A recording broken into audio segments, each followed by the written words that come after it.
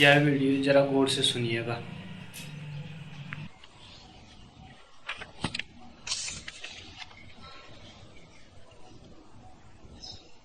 पहला प्रश्न। भगवान, न सा सभा यत्र न सन्ति वृद्धा, वृद्धा न ते एन वदन्ति धर्मम्, नासो धर्मम् यत्र न सत्यमस्ति, न तत् सत्यम् यच्च लेनानु विद्धमम्। जिसमें वृद्ध नहीं है वह सभा नहीं है। जो धर्म को नहीं बतलाते वे वृद्ध नहीं है। जिसमें सत्य नहीं है वह धर्म नहीं है। जिसमें छल मिला हुआ है वह सत्य नहीं। भगवान महाभारत के सुभाषित पर कुछ कहने की कृपा करें। सहजानंद।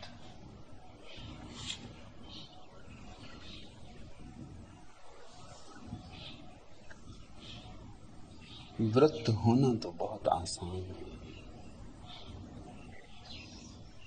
कुछ न करो तो भी वृद्ध हो ही जाओगे। अधार्मिक भी वृद्ध हो जाता है, धार्मिक भी वृद्ध हो जाता है, पापी भी पुण्यात्मा भी, साधु भी असाधु भी। वृद्ध होना कोई कला नहीं। पशु पक्षी भी वृद्ध होते हैं, वृक्ष भी वृद्ध होते हैं, पहाड़ पर्वत भी वृद्ध होते हैं। जैसे विंध्याचल पर्वत पृथ्वी का सबसे बूढ़ा पर्वत, इतना कि उसकी कमर झुक गई। उसकी झुकी कमर के कारण ही ये कहानी बनी कि अगस्त्य ऋषि दक्षिण गए, तब विंध्याचल ने झुक के उनको नमस्कार किया। और वे कह रहे कि जब तक मैं लौट ना आऊं तब तक तुम झुका रहना। फिर वो लौटे नहीं, वो समाप्त ही हो गए। तब से बेचारा विंध्याचल झुका ही है। असलियत यह है कि विंध्याचल पृथ्वी पर सबसे बूढ़ा पर्वत और हिमालय सबसे युवा। पर्वत भी बूढ़े होते हैं, वृक्ष भी बूढ़े होते हैं, पशु पक्षी भी बूढ़े होते, आदमी भी बूढ़ा होता है। बूढ़ा होना कोई अपने में गुण नहीं, इसकी कोई महत्ता नहीं। इसलिए ये सूत्र कहता है जिसमें वृद्ध नहीं है वह सभा नहीं। इसका अगर मोटा मोटा अर्थ लो तो ये सूत्र बिल्कुल गलत है। लेकिन इसका गहरा अर्थ भी लिया जा सकता है। मैं आश्वासन नहीं दे सकता कि वही गहरा अर्थ महाभारत का भी रहा होगा,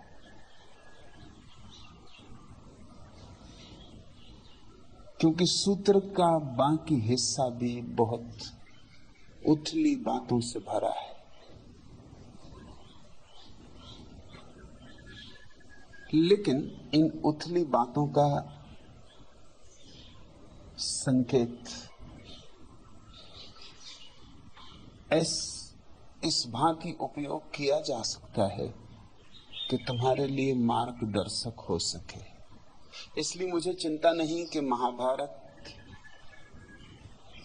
का क्या अर्थ है। मुझे इसकी चिंता है कौन सा अर्थ तुम्हारे लिए सार्थक होगा। मुझे तुम्हारी फिक्र है, महाभारत से मुझे क्या लेना देना। इसलिए वृद्ध का मैं अर्थ करता हूं परिपक्व, बूढ़ा नहीं। जीवन के अनुभव ने जिसे प्रौढ़ता दी, उम्र उसकी कुछ भी क्यों न हो। शंकराचार्य 33 वर्ष की उम्र में मरे, वृद्ध तो नहीं थे। लेकिन फिर भी एक प्रौढ़ता है जो बूढ़ों में भी नहीं होगी। जीसस की मृत्यु भी 33 वर्ष में हुई, मारे गए, तब तक बूढ़े तो न थे। इस अर्थ में तो जीसस, शंकराचार्य जैसे लोग सभा में बैठने योग्य भी नहीं थे। सभा शब्द से ही सभ्य बना है। सभ्य का अर्थ है जो सभा में बैठने योग्य हो, जैसे सलीका आता हो, जैसे इतना अदब आता हो कि बैठ सके, सुन सके, समझ सके। और इसी सभा शब्द से सभ्यता शब्द बना। जो सभा में बैठने योग्य है वह सभ्य, और सभ्य लोगों का जो समूह है, उसके जीवन की जो शैली, जो व्यवस्था, जो आचरण, जो अनुशासन, वह सभ्यता। निश्चित ही इसका संबंध उम्र से नहीं हो सकता, क्योंकि बूढ़े से बूढ़े शैतान पाए जाते हैं, और कभी कभी युवा से युवा संत भी। सच तो यह है, जो युवा होते हुए संत ना हो सका, क्या खाक बूढ़ा होकर संत हो सकेगा? जब ऊर्जा थी, जब जीवन को समझने का, जीवन की चुनौती को अंगीकार करने का सामर्थ्य था, जब अज्ञात की यात्रा पर निकलने की क्षमता थी, छाती थी, तब जो न गया उस अभियान पर, तब जिसने जीवन के शिखर छूने के लिए अपने पंख न फैलाए, जब उड़ सकता था, जब प्राणों में सितारों को छूने के सपने थे, तब जो दुबका बैठा रहा अपने घोंसले, वो तुम सोचते हो बूढ़ा होकर, जीर्ण जर्जर होकर, खंडहर होकर, सब तरह टूटकर फूटकर अब अनंत की यात्रा पर निकलेगा? जीवन भर जिस घोंसले को पकड़ के बैठा है, अब इस अंतिम क्षण में तुम सोचते हो अपनी व्यवस्था, अपनी सुरक्षा, अपना सब कुछ छोड़कर, त्याग कर, उस दूर के किनारे का जिसका कोई भरोसा नहीं, हो या ना भी हो, उस दूर के किनारे की खोज, उसकी अभीप्सा बनेगी? यह असंभव। इसलिए मेरा अर्थ समझने की कोशिश करो। वृद्ध से मेरा अर्थ उम्र से नहीं, वृद्ध से मेरा अर्थ है जीवन की अग्नि में जो तपा है, निखरा है, उम्र कोई भी हो। कभी कभी छोटे छोटे बच्चों ने भी सत्य को पा लिया है, आसानी से पा लिया, क्योंकि उनके चित्त का कागज कोरा था, उनके चित्त के दर्पण पर अभी धूल न जमी थी। इसलिए जीसस ने बार बार कहा, धन्य भागी हैं वे जो छोटे बच्चों की भांति, क्योंकि वे ही मेरे परमात्मा के राज्य में प्रवेश कर सकेंगे। अगर महाभारत और जीसस के वचन में मुझे चुनना हो, तो मैं जीसस का वचन चुनना पसंद करूंगा। इसमें ज्यादा सच्चाई, ज्यादा प्रखर अग्नि, अंगार। लेकिन अगर हम वृद्ध शब्द को नई परिभाषा दें, नया अर्थ दें, जो हमेशा देना चाहिए, हीरों पर नए पहलू दिए जा सकते हैं, तो क्यों ना शब्दों के साथ भी हम वही करें। हीरों को निखारा जा सकता है, पुराने से पुराने हीरों को नई रौनक, नई ताजगी, नई चमक दी जा सकती है। जहां तक मुझसे बन पड़ता है वहां तक मैं हर पुराने सत्य को नई भाव भंगिमा देता हूं। जहां ये असंभव ही होता है वहीं इंकार करता हूं। इंकार करने में मुझे कोई रस नहीं, मजबूरी।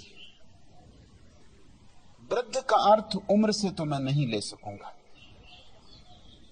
जहां तक महाभारत का संबंध है, वृद्ध से अर्थ उम्र का ही रहा होगा, क्योंकि भारत की ये पुरानी धारणा रही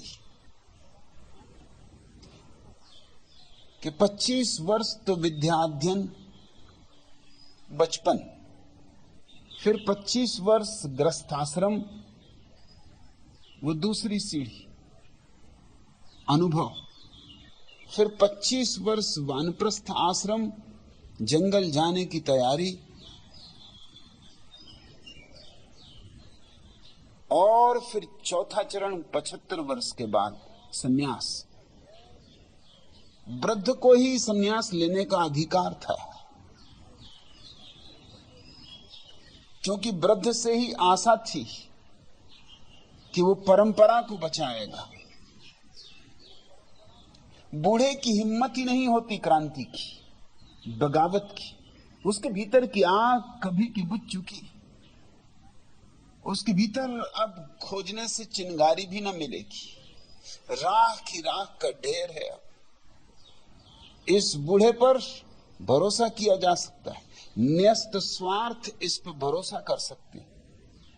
ये अब वही दोहराएगा जो परंपरा कहती, जो शास्त्र कहते। ये इंच भर यहां वहां नहीं हटेगा, ये लकीर का फकीर होगा। अब इस बुढ़ापे में ये इतनी हिम्मत नहीं करेगा कि झंझट मोल ले, बंधे हुए स्थापित मूल्यों से टक्कर ले। अब इस आखिरी उम्र में, जबकि पत्ता पीला पड़ गया है, तूफानों से उलझने की हिम्मत पत्ते की नहीं हो सकती। तूफान तो दूर, हवा का छोटा सा झोंका भी इस पत्ते को ले गिरेगा। अब तो ये पत्ता जोर से पकड़ेगा उस वृक्ष को, जितनी देर पकड़े रह सके। अब तो इसकी पकड़ बहुत मजबूत हो जाएगी। अब तो मरने का डर ही पर्याप्त होगा इसे। नरक, स्वर्ग, सारी धारणाओं को ये स्वीकार कर लेगा। ईश्वर पर अब संदेह न कर सकेगा।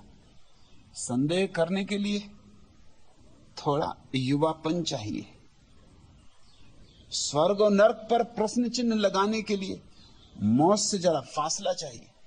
पीला पत्ता यूं कपड़ा है, अभी गिरा, अभी गिरा, ये क्या इंकार कर सकेगा? ये क्या संघर्ष ले सकेगा? संघर्ष का बल कहां से जुटाएगा? थोड़ा मोड़ा जो भी इसके पास बल बचा है, वो एक ही काम में लगाएगा कि वृक्ष को जितनी देर पकड़ सके। इसलिए सारे समाजों ने, और ये समाज पुराना समाज, पुराने से पुराना, इस बात की कोशिश की है कि वृद्ध को ही शिक्षा देने का अधिकार हो, क्योंकि वृद्ध वही कहेगा जो सदियों ने कहा है। वो कभी परंपरा के विपरीत न जाएगा, उस पर आश्वासन रखा जा सकता है। वो दकियानूस होगा, वो मर ही चुका है, वो मरा मरा है। वो सिर्फ वही दोहराएगा तोते की तरह जो उसने सुन रखा है। न्यस्त स्वार्थ वृद्धों का सहारा लेते, इसलिए सभी न्यस्त स्वार्थ बूढ़े को समादर दो इसका आग्रह करते। बच्चे का अपमान है, जवान की निंदा है, बूढ़े का समादर। यूं अगर गौर से देखो तो तुमने जीवन का इंकार कर दिया और मृत्यु का समादर किया। बूढ़ा मृत्यु के करीब है, जीवन से रोज दूर हटता गया है। जीवन तो पीछे छूट गया, रास्ते की उड़ती हुई धूल है, आगे तो मौत का अंधेरा है। वृद्ध को सम्मान देने वाले समाज मौत को सम्मान दे रहे हैं। सम्मान तो मिलना चाहिए बच्चे को, सम्मान उससे भी ज्यादा मिलना चाहिए जवान को, उससे भी ज्यादा सम्मान मिलना चाहिए प्रौढ़ को। और जो इस तरह जीवन को क्रांति में ढंग से जिए, तब अगर वृद्ध हो तो उसकी वृद्धता प्रौढ़ता होगी, परिपक्वता होगी। बुद्ध भी वृद्ध हुए, 82 वर्ष के हुए, लेकिन 82 वर्ष की उम्र में भी वही आग, वही प्रज्वलित अग्नि। मरते क्षण आखिरी संदेश भी यही है, अपने दिए स्वयं बनो। परंपरा का आग्रह नहीं, शास्त्र का आग्रह नहीं, सुनी सुनाई बकवास का आग्रह नहीं। सुकरात 80 साल के उम्र में जहर दे के मारा गया, लेकिन मरते समय भी चित्त उसका युवा है। बाहर जहर तैयार किया जा रहा है,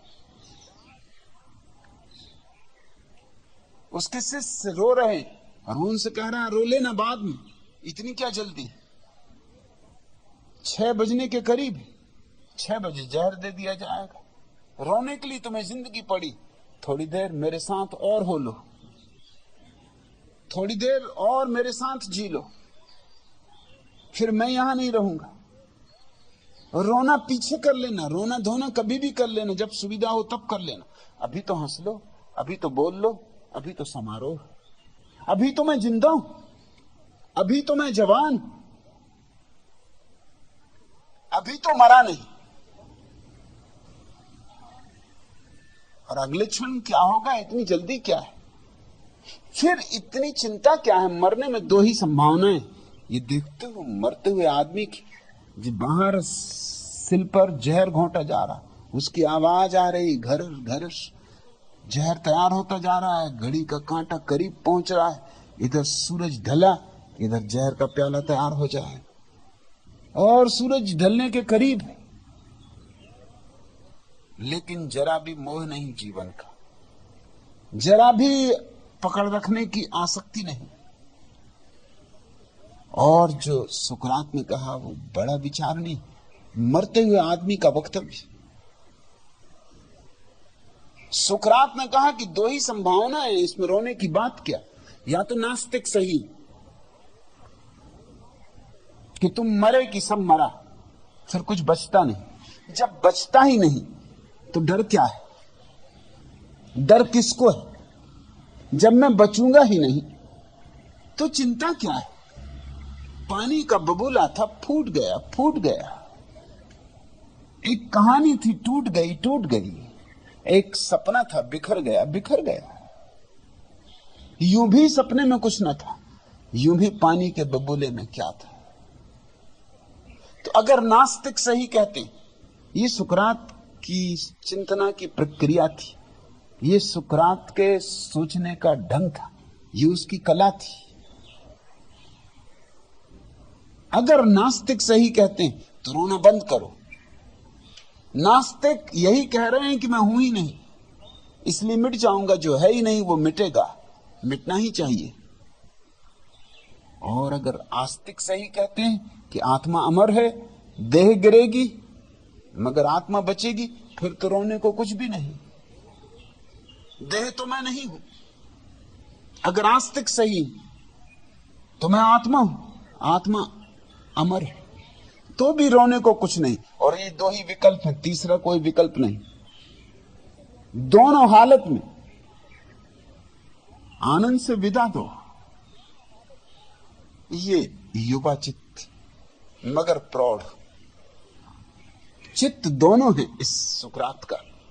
अभी यूं जवान जैसे ताजा ताजा फूल, अभी यूं जवान जैसे धुला नहाया दर्पण, सद्ध स्नात। और यूं प्रौढ़ कि मौत भी द्वार पर दस्तक दे रही, और इसके भीतर कोई हलन चलन नहीं, कोई कंपन नहीं। अगर कोई आदमी इस भरोसे में निश्चिंत मर जाता है कि आत्मा अमर है, तो हो भी सकता है ये केवल भरोसा रहा हो, ज्ञान न रहा हो, ये बोध न रहा हो, ये केवल मान्यता रही हो। और मान्यता एक तरह का सम्मोहन पैदा कर देती। और ये भी हो सकता है कि कोई नास्तिक इस भरोसे में मर जाता हो कि सब समाप्ति हो रहा है, इसलिए चिंता क्या। मगर वो मान्यता भी मान्यता है। सुकरात की प्रौढ़ता बहुत अद्भुत है। कोई मान्यता नहीं, मान्यता होती ही बुद्धुओं की। बुद्धिमान की कोई मान्यता नहीं होती। बुद्धिमान तो प्रतिक्षण जीवन को उसकी चुनौती के साथ स्वीकार करता। ये चुनौती सामने खड़ी, दो विकल्प है, मौत अभी जानी नहीं, इसलिए सुकरात कहता है जिसको मैंने जाना नहीं उसके संबंध में तुमसे क्या कहूं। बचूंगा या नहीं बचूंगा ये तो मर के ही जानूंगा, उसके पहले नहीं कह सकता। हां, मरते मरते जो भी बन सकेगा कह जाऊंगा। और मरते मरते भी सुकरात कहता गया। जहर घोंटने वाला देर कर रहा है, वो भी सुकरात का प्रेमी। मजबूरी है, उसका काम है जहर घोंट के पिलाना जिनको सजा मिली हो मृत्यु की। ये एथेंस में जहर दिला के ही मारने की व्यवस्था थी, मगर वो देर कर रहा है जहर को घोंटने। सुकरात ने कहा कि देर हुई जाती। सुकरात उठ के बैठा, द्वार पर आया और उसने कहा बड़ी देर कर रहे हो। हमेशा काम में कुशल होना चाहिए, और जो भी काम करो उसमें एक व्यवस्था, एक सलीका होना चाहिए। खुद के लिए जहर घोंटा जा रहा है। ये बूढ़ा आदमी इस तरह की बात नहीं कह सकता था। ये तो कहता और थोड़ी देर करो, ऐसी भी जल्दी क्या है। जितनी देर रह जाऊं अटका इस वृक्ष से, पीला पत्ता हूं कब गिरा क्या भरोसा। जितनी देर अटका रह जाऊं, जितनी देर और जी लूं, 2 सांस और ले लूं, एक बार और भर नजर देख लूं इस सुंदर लोक को। धन्यवाद तुम्हारा। नहीं, लेकिन ये नाराज होता। ये कहता है 6 बज गए, सूरज ढल गया और तेरे काम में इतनी देर हो रही, ये उचित नहीं, ये तर्क संगत नहीं। उस आदमी की आंखों में आंसू, वो बोला आप भी पागल हो। मैं इसलिए देर कर रहा हूं कि जितनी देर हो सके सुकरात जैसा आदमी और जी ले। सुकरात ने कहा जीना तो देख चुका, अब मौत को देखना है। जीना तो खूब देख लिया, जीना तो भरपूर देख लिया, जीवन तो जी लिया, पी लिया, समझ लिया। जीवन जो दे सकता था ले लिया। अब तू अटका मत। अब ये मौत का निमंत्रण द्वार पे खड़ा है। अब ये मौत की नाव आ लगी किनारे पर। अब मुझे सवार होने दे और जाने दे। अब मुझे देखने दे कि मौत क्या है। जहर पिया, सुकरात लेट गया। उसके शिष्य उसके डर के कारण रो भी नहीं सकते, शोरगुल भी नहीं मचा सकते। उनकी छाती फटी जा रही है स्वभावतः। उनकी आंखें गीली हैं, और जैसे रात का अंधेरा उतरने लगा उनके आंसू भी ढलने लगे, क्योंकि अब सुकरात देख ना सकेगा। और सुकरात क्या कह रहा है? सुकरात कह रहा है सुनो, गौर से सुनो। मेरे पैर शून्य हुए जा रहे हैं, लेकिन मैं अपने भीतर स्वयं को उतना का उतना पाता हूं, जरा भी अंतर नहीं।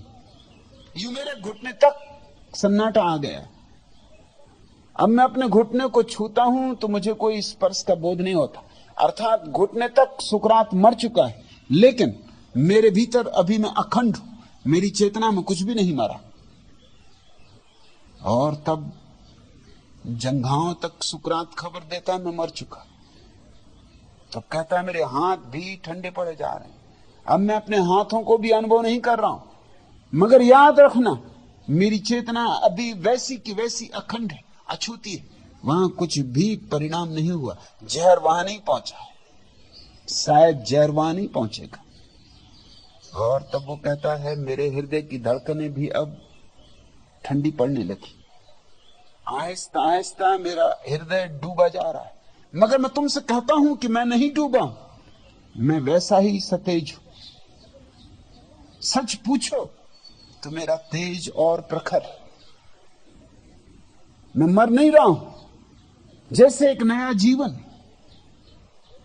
जैसे सांप कैंचुली बदल रहा है, एक कारागृह से मुक्त हो रहा हूं।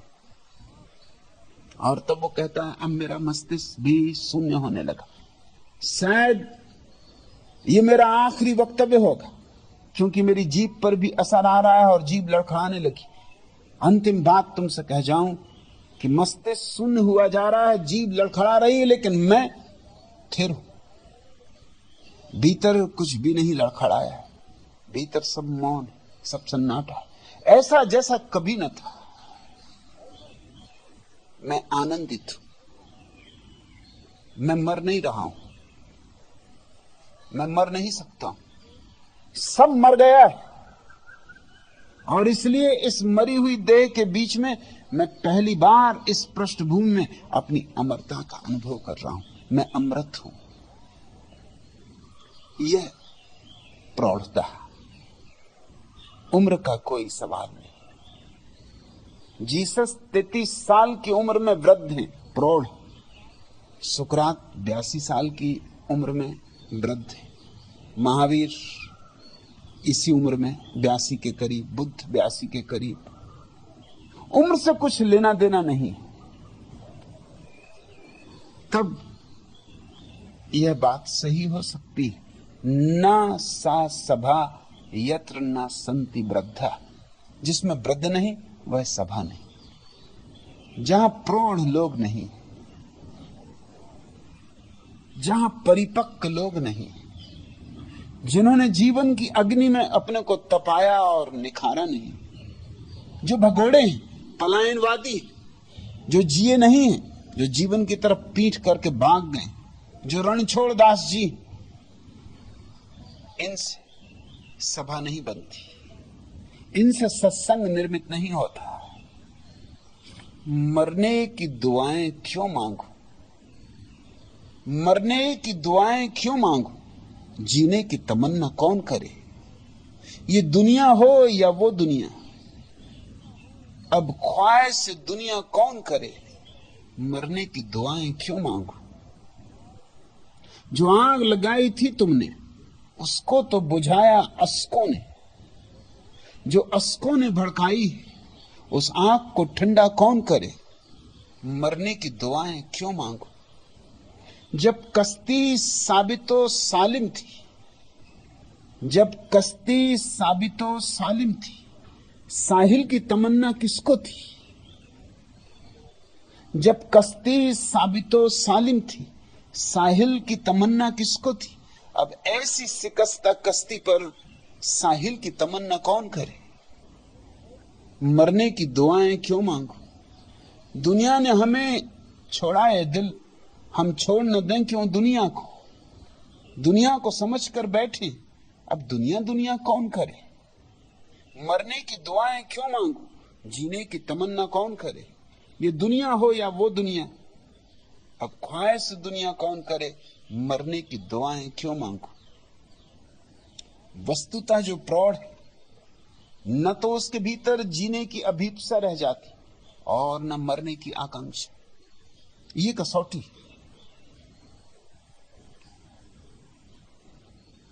एक ही धर्म है दुनिया में, जैन धर्म, जो अपने मुनियों को मरने की सुविधा देता है।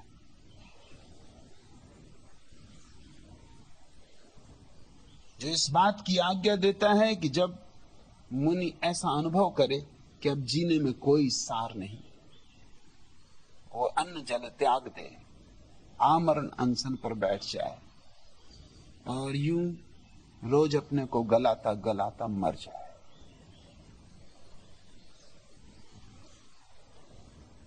यह आत्महत्या है और विचारणीय।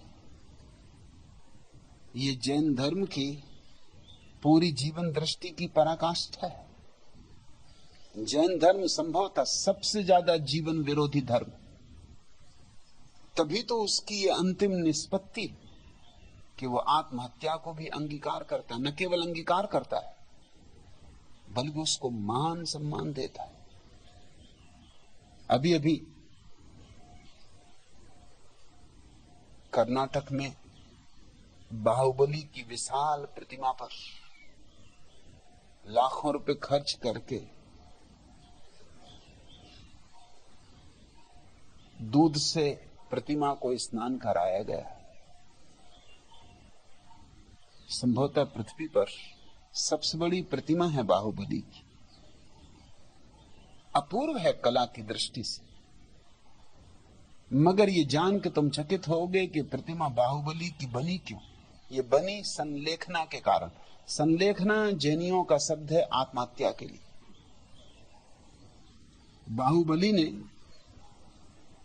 संलेखना करके, आमरण उपवास करके अपना शरीर त्याग कर दिया। इसलिए विशाल प्रतिमा खड़ी की गई सम्मान में।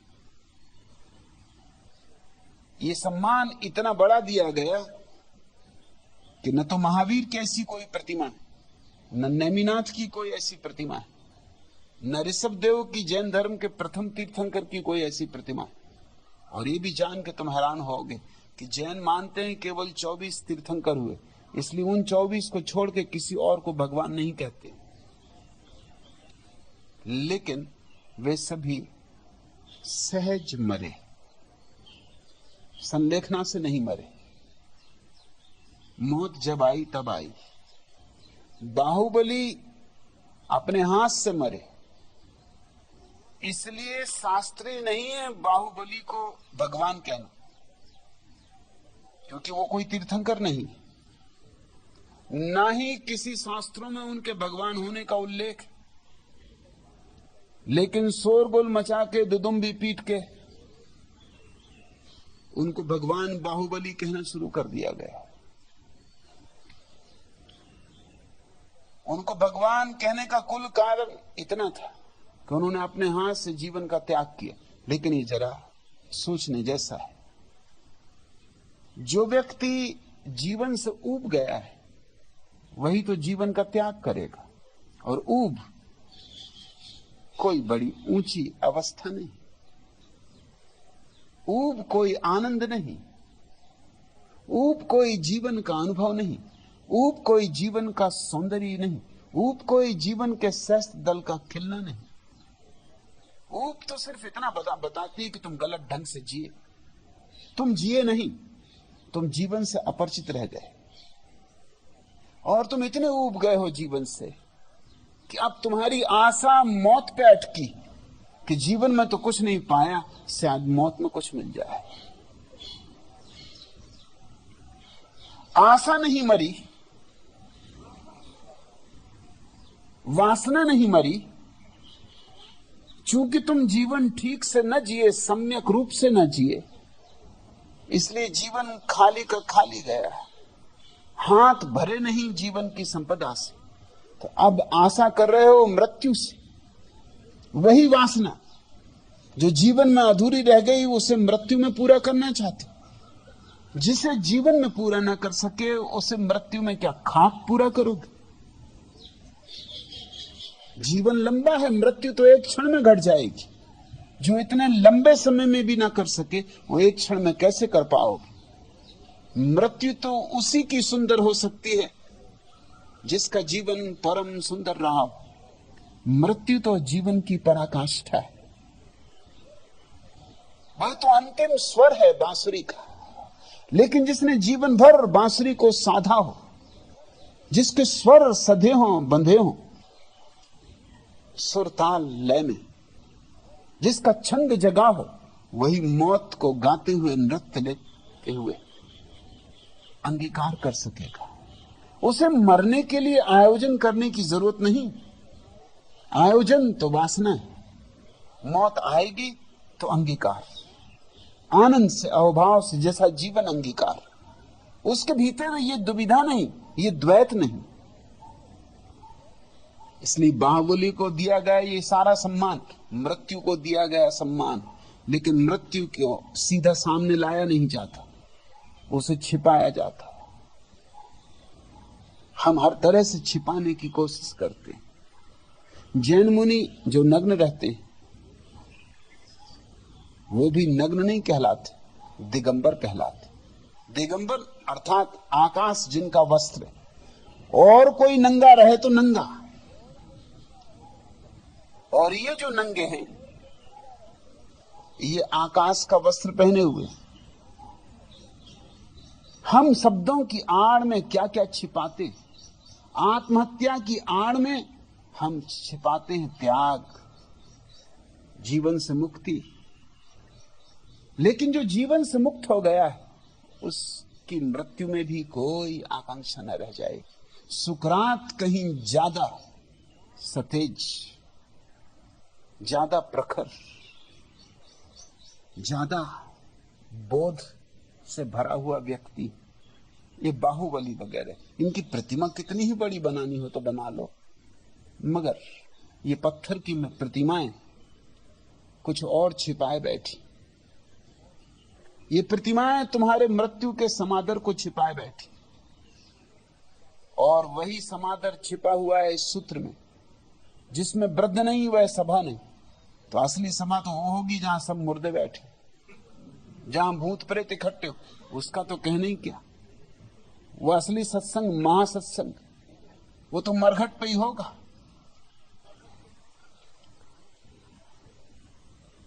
जिनकी एक टांग कब्र में चली गई वो वृद्ध, जिनकी दोनों चली गई वो महावृद्ध,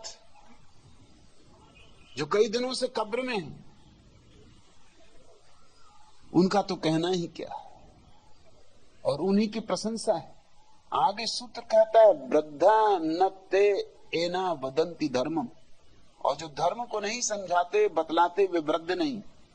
अब धर्म को न तो समझाया जा सकता है और न बतलाया जा सकता। जो धर्म को समझाते हैं और बतलाते हैं वो पंडित, वृद्ध नहीं। मेरे अर्थों में वृद्ध नहीं, मेरे अर्थों में बुद्ध नहीं, मेरे अर्थों में तो बुद्ध ही केवल वृद्ध है। लेकिन बुद्ध धर्म को नहीं बतलाते न समझाते, धर्म को जीते। बुद्ध के पास बैठ के धर्म संक्रामक होता है। जैसे बीमारी संक्रामक होती वैसे ही स्वास्थ्य भी संक्रामक होता है। जैसे दुख संक्रामक होता है वैसे आनंद भी संक्रामक होता है। बतलाने का कोई सवाल नहीं। वृद्धा न ते एना वदंती धर्मम। अगर इसका हम सीधा सीधा अर्थ करें सचानंद, जो धर्म को नहीं बतलाते वे वृद्ध नहीं, तो फिर लाओत्सु वृद्ध नहीं, क्योंकि जिंदगी भर उसने इंकार किया कि धर्म के संबंध में जो भी कहा जाएगा वह गलत होगा। इसलिए और सब पूछो, धर्म के संबंध में मत पूछो। धर्म को समझना है तो चखो, पियो, मेरे पास बैठो, उठो, जियो, शायद लग जाए हवा। धर्म तो हवा है, एक लहर है, एक तरंग है। शायद छू ले, शायद हृदय में गुदगुदी उठा जाए, शायद छू जाए, कोई तार हृदय का बज उठे किसी अनहोने क्षण में, जिसकी कोई भविष्यवाणी नहीं हो सकती। कब घट जाए कोई नहीं कह सकता, क्योंकि कब तालमेल बैठ जाए कोई नहीं कह सकता। किस सुबह रात ठीक निद्रा आई हो, किस सुबह ताजे उठे हो, किस सुबह चित्त प्रसन्न हो, मग्न हो, पक्षियों के गीतों से तरंगित हो, फूलों ने आंखों को रंग दिया हो, आकाश की ताजगी भीतर तक प्रवेश कर गई हो। कौन जाने किस दिन ऐसी घड़ी हो, सम्यक घड़ी हो और तालमेल बैठ जाए सत्संग में। क्योंकि ऐसा ही हृदय है उसका जो बुद्ध है। जिस दिन तुम्हारे भीतर भी ऐसा क्षण भर को हृदय हो जाता है, उसी क्षण तालमेल बैठ जाता है, संगति बैठ जाती है। उसी क्षण बुद्ध की बांसुरी और तुम्हारे तबले में संगत पड़ जाती। बांसुरी के साथ तबला बजने लगता है, और एक बार ये बज जाए, एक बार ये संगीत तुम्हारे भीतर गूंज जाए, तो फिर इसे भूलने का कोई उपाय नहीं। मगर कोई नहीं कह सकता कब ये होगा। बुद्ध तो हर गांव में प्रवेश के पहले घोषणा करवा देते थे कि ये 11 प्रश्न हैं जो कोई मुझसे न पूछे। तो बुद्ध तो वृद्ध नहीं महाभारत के हिसाब से, क्योंकि उन 11 प्रश्नों में वो सब प्रश्न आ जाते जिनके उत्तर नहीं दिए जा सकते। धर्म भी आ जाता है, सत्य भी आ जाता है, निर्वाण भी आ जाता है। वे सारे महत्वपूर्ण प्रश्न आ जाते हैं जिनको तुम सोचते हो कि कोई उत्तर दे दे। बुद्ध घोषणा करवा देते थे कि ये 11 प्रश्न कोई मुझसे न पूछे, इनको छोड़कर जो पूछना हो पूछे। ये 11 प्रश्न अव्याख्य हैं, ये तो मौन में ही सुने और गुने जा सकते हैं, इनके संबंध में कुछ कहा नहीं जा सकता। तो मुझे अर्थ बदलना पड़ेगा। मैंने वृद्ध का अर्थ किया प्रौढ़, मैंने वृद्ध का अर्थ किया बुद्ध, तो फिर मुझे वदंती का अर्थ करना होगा जिनके आसपास, जिनकी हवा में धर्म हो। वही धर्म को बोलने की भाषा है, भाषा नहीं मौन, उसे बोलने की भाषा है। वृद्धा नते एना वदंती धर्मम, जिनकी हवा में धर्म ना हो, जिनके उठने बैठने में धर्म ना हो, जिनकी आंखों की झलक में धर्म ना हो, जिनके हाथों के इशारों में धर्म ना हो, जिनके पास बैठ के ही धर्म की मदिरा में तुम डूब ना जाओ, मस्ती न छा जाए, पैर न लड़खड़ाने लगे,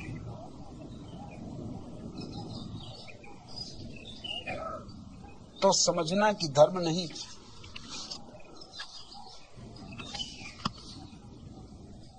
प्रेम शक्ति ने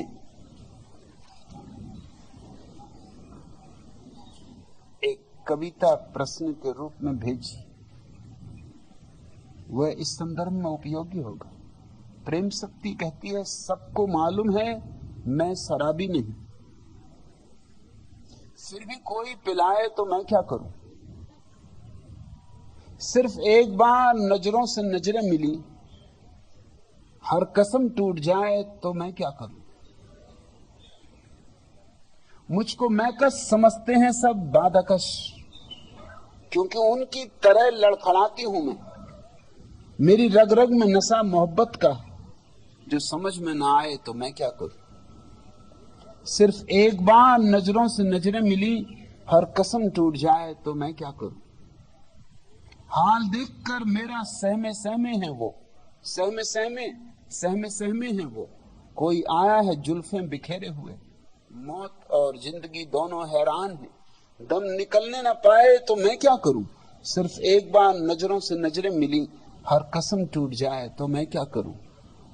कैसी लत, कैसी चाह, कहां की खता, बेखुदी में है भगवान खुदी का नशा। जिंदगी एक नशे के सिवा कुछ नहीं, उनको पीनी न आए तो मैं क्या करूं। सबको मालूम है मैं शराबी नहीं, फिर भी कोई पिलाए तो मैं क्या करूं। कभी इन मत भरी आंखों से पिया था एक जाम, आज तक होश नहीं, होश नहीं, होश नहीं। सबको मालूम मैं शराबी नहीं, फिर भी कोई पिलाए तो मैं क्या करूं। सिर्फ एक बार नजरों से नजरें मिली, हर कसम टूट जाए तो मैं क्या करूं। बुद्ध के पास, प्रबुद्ध चैतन्य के पास सब कस्में टूट ही जाने वाली,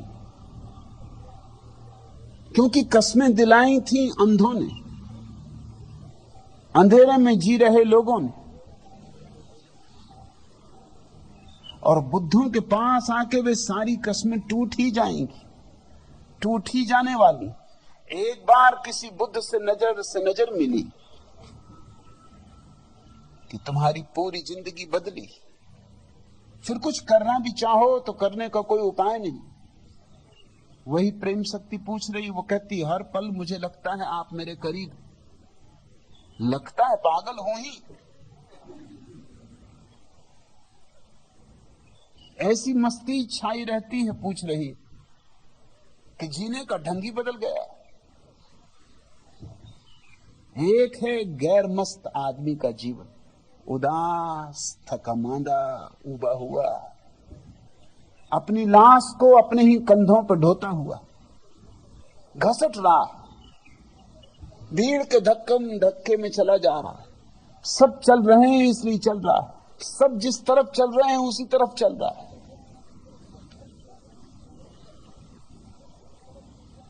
अपनी कोई सूझ नहीं, अपनी कोई बूझ नहीं, अपनी कोई दिशा नहीं, अपनी कोई राय नहीं।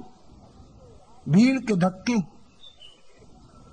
रुकना भी आसान नहीं, रुकने में कुचल जाने का डर है, राह बदलनी मुश्किल, क्योंकि भीड़ दुश्मन है। भीड़ कहती साथ रहो, इंच भर यहां वहां हटना मत। भीड़ उसे सम्मान देती जो भेड़ की तरह व्यवहार करता, आदमी की तरह नहीं। भीड़ यानी भेड़ों की ही होती है। भीड़ में जो है वो भेड़ें हैं, और सभी के लिए सुविधापूर्ण यही है कि लोग भेड़ें रहें।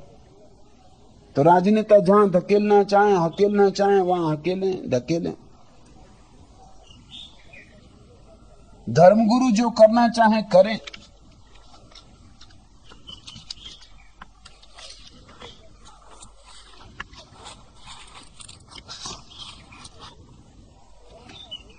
डिब्बा था रेल का, तूफान मेल का।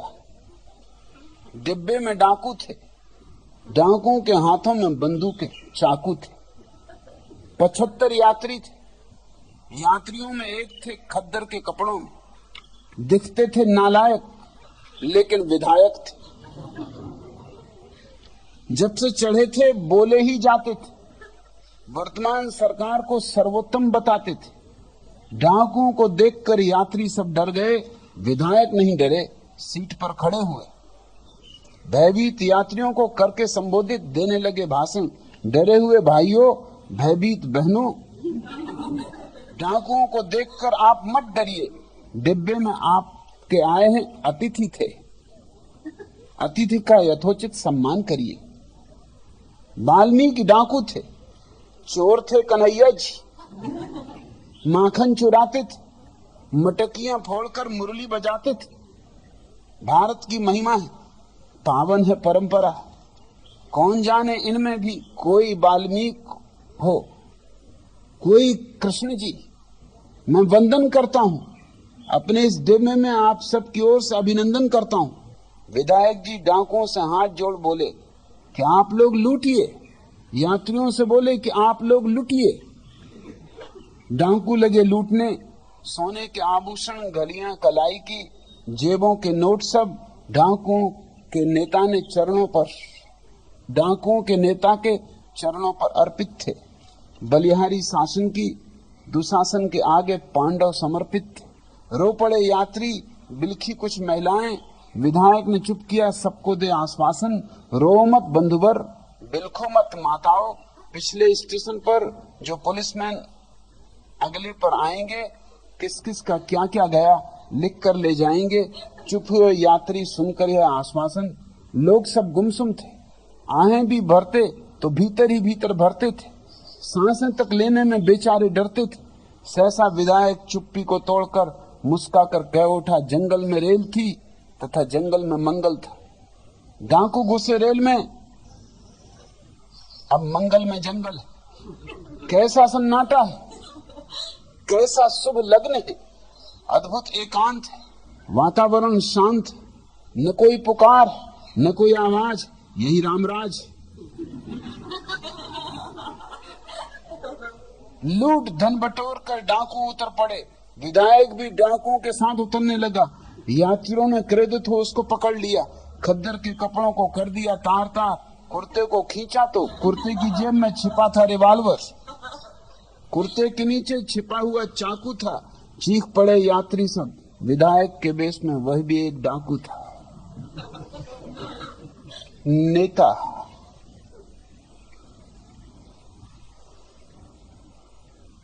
यही चाहते हैं कि लोग भेड़े रहें,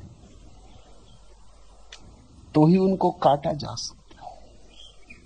पंडित भी यही चाहते हैं कि लोग भेड़े रहें, तो ही उनकी बलि चढ़ाई जा सकती है। प्रेम शक्ति तो पूछती है कि ऐसी मस्ती छाई रहती है कि जीने का ढंग ही बदल गया। घर वाले सगे संबंधी कहते हैं ये सन्यास नहीं ढोंग है। और अजीब पागलपन, उनका कहना है कि उनकी आशाएं, उनकी परंपराएं, इज्जत, शोहरत सब मैंने चकनाचूर कर दी। उनसे मेरी भाषा का तालमेल ही नहीं बैठता। रह रह कर अंदर न जाने कहां से अनजाने आवाज उठती, सबको मालूम मैं शराबी नहीं, फिर भी कोई पिलाए तो मैं क्या करूं। सिर्फ एक बार नजरों से नजरें मिली, हर कसम टूट जाए तो मैं क्या करूं। घर वालों को तो अड़चन होगी, उनकी आशाएं टूटी। उनकी आशाएं क्या थी? उनकी आशाओं से उनको क्या मिला है सिवाय निराशा के? उनकी आशाओं से उनके बाप दादों को क्या मिला था सिवाय निराशा के? उनकी सारी आशाएं निराशाओं में समाप्त होती। उनकी आशाओं की सरिताएं हमेशा निराशाओं के मरुस्थल में खो जाती। मगर फिर भी एक पागलपन, एक अंधापन। हर बाप, हर मां अपने बेटे को वही रोग दे जाते जिनमें वो सड़े, जिनमें वो गले, जिनमें वो मरे, जिनमें वो पचे, जिनमें उनकी जिंदगी बेकार गई। लेकिन फिर भी एक अहंकार कि बच्चे हमारी सौगात को संभाल के रखें। इज्जत जो कि कभी थी ही नहीं। किस इज्जत की बातें कर रहे हो? जिंदगी इतने गलत ढंग से जिए हो कि बेइज्जती के सिवाय तुम्हारी जिंदगी में और क्या है। हाँ, यह हो सकता है कि भारत रत्न की उपाधि मिली हो, यह हो सकता है कि गांव के मेयर चुने गए हो, यह हो सकता है कि बड़े तुमने प्रमाण पत्र जुटा लिए हो, सोने के तगमे मिले हो। मगर ये सब धोखे हैं। भीतर गड्ढे के गड्ढे हो, खाली के खाली हो। जैसे आए थे वैसे ही खाली विदा हो गए।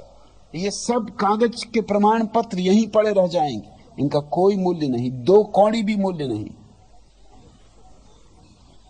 लेकिन प्रेम शक्ति उनको चोट तो लगेगी। उनकी आशाएं टूट गई, उनकी परंपराएं टूट गई। और परंपराओं में था क्या उनकी? किसने क्या पाया है परंपराओं से? सिर्फ गुलामी के अतिरिक्त और कुछ भी नहीं। उनकी इज्जत शोहरत वो तो टूटेगी। वो तो मीरा भी नाची प्रेम शक्ति तो भी टूट गई थी। मीरा कहती है लोक लाज खोई। मीरा के परिवार के लोगों ने जहर भेजा था कि ये तो पी ले और मर जा, क्योंकि तेरे कारण हमारी इज्जत, हमारी शोहरत पर धब्बा लगा जा रहा है।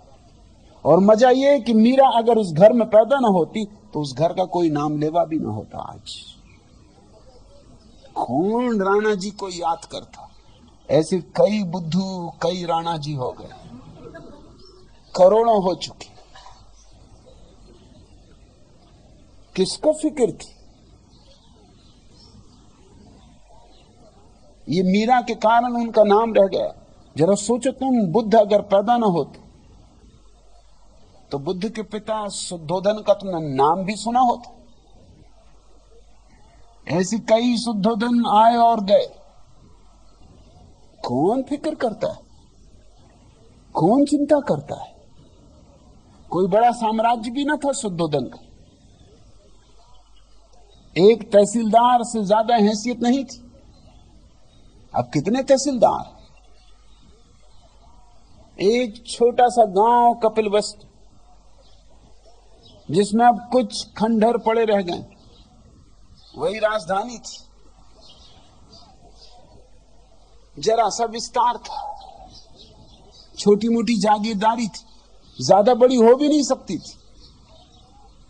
भारत की परंपरा खंडित होने की परंपरा है। बुद्ध के समय में भारत में 2000 सम्राट थे। अब तुम सोच लो कि 2000 सम्राट, भारत 2000 राष्ट्रों में बटा था। इनमें से किसका तुम्हें नाम याद है? एक शुद्धोधन को छोड़कर बाकी 1999 सम्राटों का क्या हुआ? मगर लोग पिटी पिटाई लकीरों पर चलते, जहां बार बार गिरे हैं वहीं वहीं गिरते। नई भूलें भी नहीं करते, भूलें भी पुरानी करते हैं। ऐसे दकियानूस हैं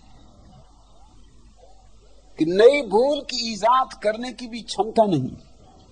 तो प्रेम शक्ति अड़चन तो आएगी, और उनसे तेरी भाषा का तालमेल भी टूट जाएगा। जिससे मेरी भाषा का तालमेल बैठा, उसका सारे लोगों की भाषा से तालमेल टूटा। इसलिए मैं सत्यानंद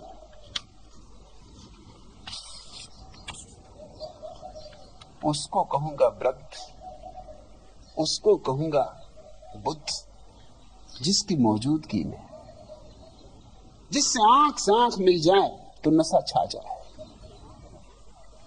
जिसके हाथ में हाथ आ जाए तो जीवन में नई पुलक आ जाए, जो कभी न थी पहले। हृदय एक नई धड़कन ले ले, एक नया नृत्य ले ले। धर्म को जो समझाए नहीं, बताए नहीं, जिए, और जिसके पास धर्म जीवंत हो उठे, ऐसा मैं अर्थ करूंगा। अर्थ मेल खाता हो महाभारत से, न खाता हो, मुझे किसी महाभारत से क्या लेना देना।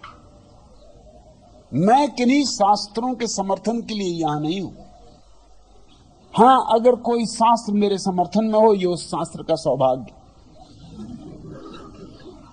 नासौ धर्मो यत्र न सत्यमस्ति, जिसमें सत्य नहीं है वह धर्म नहीं। अब ये भी कोई बात है? सत्य धर्म पर्यायवाची। अब जिसमें सत्य नहीं है वह धर्म नहीं है, इसको कहने की कोई जरूरत? जो बोतल खाली उसमें शराब नहीं, ये भी कहना पड़ेगा? ये तो अंधा भी टटोलेगा तो पहचान लेगा कि बोतल खाली है। शराब तो दूर, इसमें पानी भी नहीं। सत्य ही तो धर्म है। लेकिन महाभारत ये समझाने की कोशिश कर रहा है कि सत्य शास्त्रों में, और जो शास्त्रों में है वही धर्म है। वृद्ध शास्त्र दोहराते, इसलिए वो जो कहते हैं वो सत्य, फिर तो बहुत सत्य हो जाएंगे। क्योंकि जैन वृद्ध कुछ और कहते, बौद्ध वृद्ध कुछ और कहते, हिंदू वृद्ध कुछ और कहते, मुसलमान वृद्ध कुछ और कहते, ईसाई वृद्ध और कुछ कहते। फिर तो बहुत धर्म हो जाएंगे, फिर तो बहुत सत्य हो जाएंगे। और सत्य एक और धर्म भी एक। धर्म और सत्य पर्यायवाची।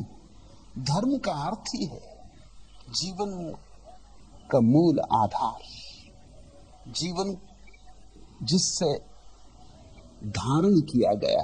धर्म शब्द का भी यह अर्थ होता है जिस पर जीवन टिका है, जो जीवन की आधारशिला है, जिसने जीवन को धारण किया है, जिसके बिना जीवन नहीं, वही तो सत्य है।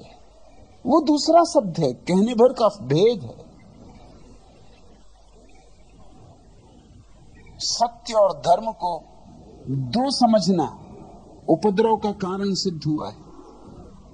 सत्य और धर्म एक, लेकिन तब अड़चन ये आती कि जब भी कोई सत्य को उद्घोषणा करेगा तब पुराने शास्त्रों के विपरीत पड़ जाएगी, क्योंकि पुराने शास्त्र पिट गए। उनके शब्दों पर पंडितों ने इतने ज्यादा रंग मढ़ दिए, इतने ज्यादा परतें चढ़ा दी कि उनका मूल रूप कभी का खो चुका। जब भी कोई सत्य की उद्घोषणा करेगा तब तुम्हारे तथाकथित धर्म और धर्मशास्त्र उसके विपरीत खड़े हो जाएंगे। उस भेद को बताने के लिए ये भेद महाभारत कर रहा है। जिसमें सत्य नहीं है वह धर्म नहीं। मैं तुमसे कहना चाहता हूं सत्य ही धर्म है, लेकिन सत्य शास्त्रों में नहीं है और न धर्म शास्त्रों में। सत्य होता है ध्यानस्थ समाधिस्थ व्यक्ति की चेतना में, और जिसने समाधि को पा लिया उसी ने धर्म को पाया है। मगर ये हमेशा बगावत, हमेशा विद्रोह, ये हमेशा सड़ी गली लाशों के बीच में जीवंत का अवतरण, ये अंधेरी रात में, अमावस की रात में अचानक सूरज का उगना। जिसमें छल मिला हुआ है वह सत्य नहीं। क्या बकवास और फिजूल की बातें, इसको कहने की जरूरत है कि जिसमें छल मिला है वह सत्य नहीं। मगर ये तरकीबें हैं ये बताने की कि हमारा सत्य ही सत्य है, औरों के सत्य में छल मिला हुआ है। ये दुकानदारी की भाषा है, ये व्यवसायिक भाषा है कि असली घी यहीं बिकता है, बाकी सब घी नकली।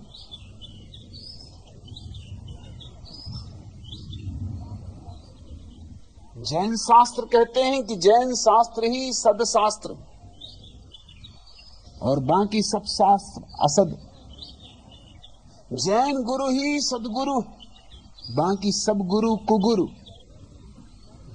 जैन धर्म ही सत्य धर्म, बाकी सब धर्म कुधर्म। और कुधर्म से बचना, क्योंकि उसमें छल, जहां छल है वहां सत्य नहीं। यही महाभारत भी कोशिश कर रहा है कि जिसमें छल मिला हो वहां सत्य नहीं। हालांकि महाभारत पूरा का पूरा छल से भरा हुआ, छल ही छल। द्रोणाचार्य की इतनी प्रशंसा है महाभारत, उनको महागुरु कहा, और इससे ज्यादा छल वाला आदमी खोजना कठिन। इसने एकलव्य को इंकार कर दिया शिक्षा देने से, क्योंकि एकलव्य शूद्र है। सत्य भी इसकी फिक्र करता है कि कौन ब्राह्मण है कौन शूद्र। और द्रोण अगर इतने बड़े गुरु थे तो इनके पास इतनी भी आंखें नहीं थी कि एकलव्य की संभावना को पहचान सकते। एकलव्य कहीं ज्यादा प्रामाणिक व्यक्ति सिद्ध हुआ। उसने दूर जंगल में जाके एक प्रतिमा बना ली द्रोण की, मान लिया, जिसको गुरु मान लिया। गुरु ने इंकार भी कर दिया तो भी उसने अपनी धारणा को नहीं तोड़ा। गुरु के इंकार ने भी उसके समर्पण को नहीं मिटाया। ये समर्पण। गुरु ने ठुकराया तो भी उसने गुरु को नहीं ठुकराया। एक दफा जो कर दिया समर्पण तो कर दिया, तो जंगल में मूर्ति बनाकर ही धनुर्विद्या का अभ्यास शुरू कर दिया। और जल्दी ही खबरें आने लगी कि उसकी धनुर्विद्या ऐसी प्रकीर्ण होती जा रही कि द्रोणाचार्य जिन शिष्यों को तैयार कर रहे हैं वो सब राजपुत्र थे, उन सबको मात कर देगा वो। अर्जुन पर बड़ी आशा थी, क्योंकि अर्जुन उनका श्रेष्ठतम धनुर्धर था। और जब ये भी खबर आई कि अर्जुन भी एकलव्य के सामने कुछ नहीं, ये तथाकथित महान गुरु, ये महान ब्राह्मण, ये राजपुत्रों को धनुर्विद्या सिखाने वाला है, महाभारत में जिसकी प्रशंसा ही प्रशंसा भरी, ये दक्षिणा लेने पहुंच गया उस शिष्य के पास जिसको कभी इसने दीक्षा दी ही नहीं थी। अब बेईमानी की भी कोई सीमा होती, छल और पाखंड का भी कोई अंत। जिसको दीक्षा नहीं दी उससे दक्षिणा लेने जाना, शर्म भी ना आई। मुझे एकलव्य मिल गया होता तो कहता थूक इस आदमी के मुंह पर, जी भर के थूक, इसको पीकदानी समझ, यही इसकी दक्षिणा। ये शूद्र है, तू ब्राह्मण, इसकी छाया भी पड़ जाए तो स्नान कर। मगर एकलव्य की भी प्रशंसा करता है महाभारत। प्रशंसा का कारण यह है कि उसने दक्षिणा देने को तैयारी दिखलाई। और दक्षिणा में क्या मांगा द्रोणाचार्य? उसके दाएं हाथ का अंगूठा मांग लिया। और क्या छल होगा? ये अंगूठा इसलिए मांग लिया कि ना रहेगा बांस, न बजेगी बांस। ये अंगूठा कट गया तो धनुर्विद्या खत्म। फिर ये अर्जुन का प्रतियोगी न रह जाएगा। ये राजपुत्र को बचाने के लिए गरीब के बेटे की हत्या, जिससे धन मिल रहा है उसको बचाने के लिए उसकी हत्या, जिसके पास कुछ भी नहीं और जिसने अपना सब देने को तैयारी दिखलाई, उसने तत्क्षण देर की ना अबेर की, सोच किया ना विचार किया और अंगूठा काट के दे दिया।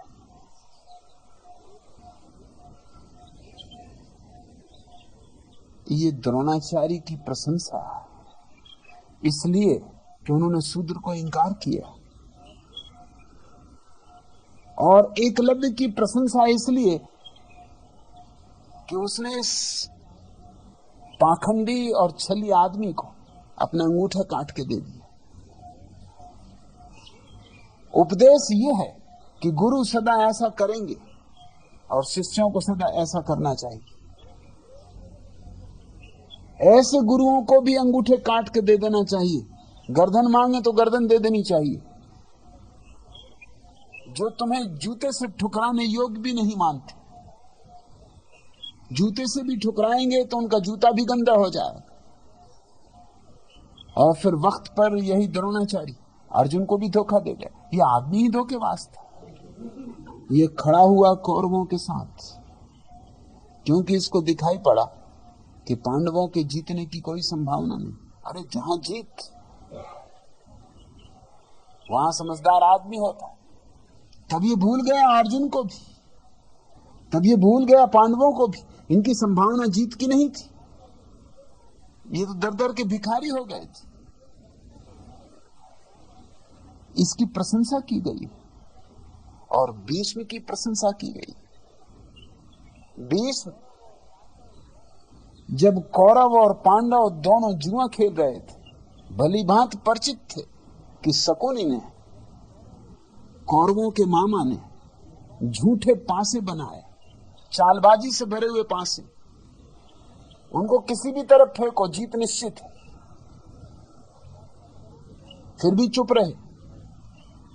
छल किसको कहते हैं? और सब हार गए पांडव, द्रौपदी को दांव पे लगाया तब भी चुप रहे। तब भी इतना मुंह ना खुल सका इस महाज्ञानी का, महावृद्ध का, ये परम ब्रह्मचारी का। तब भी मुंह ना खुला कि ये क्या अन्याय हो रहा है। और सारा षड्यंत्र पता है, कब ये द्रौपदी भी जाएगी क्योंकि वो पासे तैयार किए हुए पासे, और द्रौपदी भी गई। और जब दुर्योधन उसके वस्त्र उतार के नग्न करने लगा तब भी भीष्म चुप रहे। ये कमजोर, ये नपुंसक, इनकी प्रशंसाएं, ये कायर, इनकी इतनी प्रशंसा कि अंत में खुद कृष्ण अर्जुन को कहते हैं और युधिष्ठिर को कहते हैं कि मरते हुए भीष्म से ज्ञान ले लो, धर्म का थोड़ा संदेश ले लो, इनसे कुछ उपदेश ग्रहण कर लो, जैसे कि कोई ये बुद्ध हो। इनसे क्या उपदेश लेना है? और ये आदमी फिर भी कौरवों की तरफ से लड़ा। ये जालसाजी से भरी हुई किताबें, ये षड्यंत्रों से भरे हुए शास्त्र, इनमें सत्य खोजने कहां जाते हो? इनसे बचो। सहजानंद, इसमें अगर कुछ बचाने योग्य सूत्र में है तो इतना कि वृद्ध का अर्थ प्रौढ़ करना, बुद्ध करना, और धर्म को बतलाने का अर्थ धर्म को जीना करना, क्योंकि वही उसके बतलाने का अर्थ है। धर्म और सत्य एक हैं ऐसा जानना। और स्वभावतः ये कुछ कहने की बात ही नहीं कि जहां छल है वहां सत्य नहीं।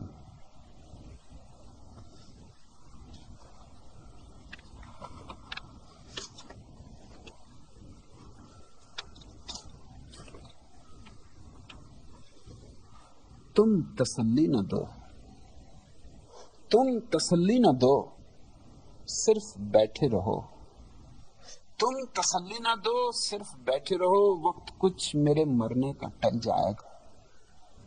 क्या ये कम है मसीहा के होने ही से? क्या ये कम है? मसीहा के होने ही से मौत का भी इरादा बदल जाएगा।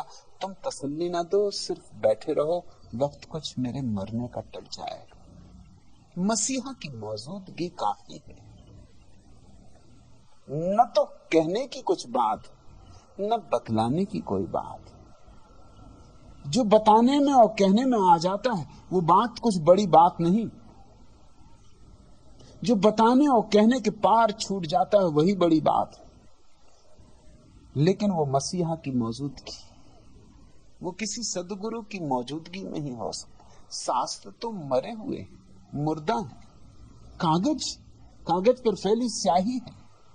अर्थ तुम जो बिठाना चाहो बिठा ले, अर्थ तुम्हारे, शास्त्र तुम्हारे हाथ में, तुम्हारे गुलाम, जैसी व्याख्या चाहो कर ले। लेकिन सदगुरु जब जिंदा होता तब तुम्हारा गुलाम नहीं होता, तब तुम उसके शब्दों को बिगाड़ नहीं सकते। तब उसके साथ होना खड़क की धार पे चलने जैसा है। तुम तसल्ली ना दो, सिर्फ बैठे रहो, वक्त कुछ मेरे मरने का टल जाएगा। क्या ये कम है मसीहा के होने ही से मौत का भी इरादा बदल जाएगा। तुम तसल्ली ना दो, सिर्फ बैठे रहो। रुख से पर्दा उठा दे जरा सा किया, रुख से पर्दा उठा दे जरा सा किया, बस अभी रंगे महफिल बदल जाएगा। रुख से पर्दा उठा दे जरा सा किया, बस अभी रंगे महफिल बदल जाएगा। जो कि बेहोश हैं आएंगे होश में, गिरने वाला जो है वो संभल जाएगा। साकी सूफी प्रतीक है सदगुरु का, जिसके पास दिव्य आनंद की शराब लुटाई जाती, जो भरता ही जाता है अपनी सुराही से तुम्हारे मदिरा पात्र को। रुख से पर्दा उठा दे जरा सा किया, बस अभी रंग महफिल बदल जाएगा। और जब जरूरत होती, जब भी देखता है कि कोई शिष्य तैयार तो रुख से पर्दा उठाता। लेकिन ये तैयारी के क्षण में ही हो सकता है, क्योंकि जब साकी रुख से पर्दा उठाएगा तो तुम्हें सिवाय शून्य के और कुछ भी ना पाओगे। और शून्य को झेलने की सामर्थ्य होनी चाहिए, अन्यथा घबरा जाओगे, भयभीत हो जाओगे, भाग खड़े होगे। रुख से पर्दा उठा दे जरा सा किया, बस अभी रंग महफिल बदल जाएगा। जो कि बेहोश हैं आएंगे होश में, गिरने वाला जो है वो संभल जाएगा। मेरी फरियाद से वो तड़प जाएंगे, मेरे दिल को मलाल तो होगा, मगर क्या ये कम है कि वो बेनकाब आएंगे, मरने वाले का अरमा निकल जाएगा। अपने पर्दे का रखना है गर कुछ भरम, अपने पर्दे का रखना है गर कुछ भरम, सामने आना जाना मुनासिब नहीं। एक वैसी से ये छेड़ अच्छी नहीं, क्या करोगे अगर ये मचल जाएगा।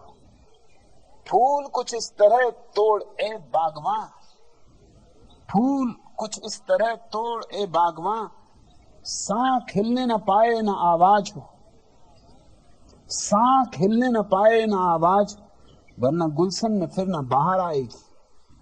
दिल अगर हर कली का दहल जाए। इसलिए सदगुरु को बहुत संभल संभल के कदम लेने पड़ते हैं शिष्य के साथ। फूल कुछ इस तरह से तोड़ ए बागवां, साख हिलने न पाए न आवाज, वरना गुलशन में फिर न बाहर आएगी। दिल हर कली का दहल जाएगा। तीर को यूं न खींचो कहा मान लो, तीर को यूं न खींचो कहा मान लो, तीर पे वक्त दिल में है सच जान लो। तीर निकला तो दिल हाथ, तीर निकला तो दिल साथ में आएगा, दिल जो निकला तो दम भी निकल जाएगा। तुम तसल्ली ना दो, सिर्फ बैठे रहो, वक्त कुछ मेरे मरने का टल जाएगा, क्या ये कम है मसीहा के होने ही से मौत का भी इरादा बदल जाएगा। सदगुरु वृद्ध है, उसकी उम्र कुछ भी हो, और सदगुरु वह है जिसने शून्य को पहचाना।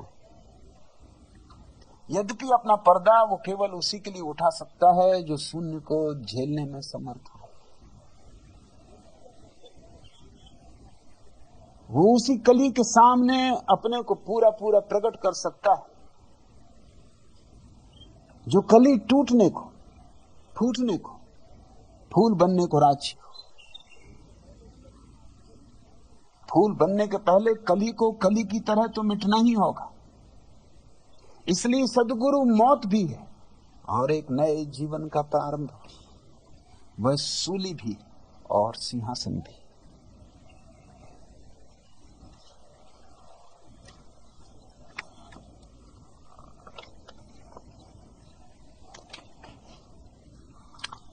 वीणा भारती ने पूछा है इस गीत में वही जो मैं कह रहा था सहजानंद को। पूछा है, भगवान उजाड़ दे मेरे दिल की दुनिया, सुकून को मेरे तबाह कर दे। उजाड़ दे मेरे दिल की दुनिया, सुकून को मेरे तबाह कर दे। मगर मेरी इल्तिजा है तुझसे, इधर भी अपनी निगाह कर दे। मगर मेरी इल्तिजा है तुझसे, इधर भी अपनी निगाह कर दे। सुहानी रातों की चांदनी में कभी ना तुम बेनकाब आना। मैं दिल पे काबू तो कर सकूंगा, निगाह शायद गुनाह कर दे। मगर मेरी इल्तिजा तुझसे, इधर भी अपनी निगाह कर दे। ये पर्दादारी है या तमाशा? ये पर्दादारी है या तमाशा? मुझी में रहकर मुझी से पर्दा। ये पर्दादारी है या तमाशा? मुझी में रहकर मुझी से पर्दा। तबाह करना है मुझको, नकाब उठा और तबाह कर दे। मगर मेरी इल्तिजा है तुझसे, इधर भी अपनी निगाह कर दे। वीणा कर रहा हूं निगाह, और तू किस भूल में पड़ी, तू किस भ्रम में पड़ी। तो पूछती उजाड़ दे मेरी दिल की दुनिया, उजाड़ ही चुका हूं, जरा मेरी तरफ देख। ये देखा उसने,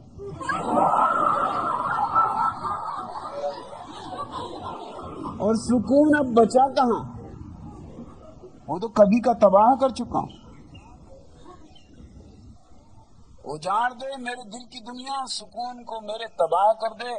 मगर मेरी इल्तिजा है तुझसे, इधर भी अपनी निगाह कर दे। निगाह तेरी ही तरफ, निगाह उन सब की तरफ है जो भी उजड़ने को तैयार। निगाह बस उन्हीं की तरफ। सुहानी रातों की चांदनी में कभी न तुम बेनकाब आना। अब तो बहुत देर हो गई।